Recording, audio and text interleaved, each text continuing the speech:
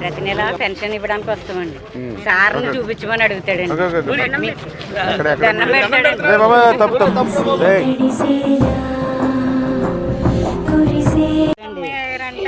ఎంత వయసు ఎంత? 21. ఏం చదువుకోలేదు? మాట్లాడతాడా? ఏం పేరమ్మా? ప్రణీత్. అన్నీ తింటాడా? మొత్తం అన్ని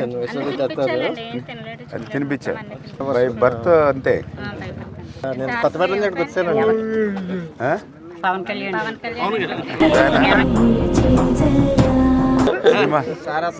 సినిమాలు అన్ని చూస్తూ ఉంటావా?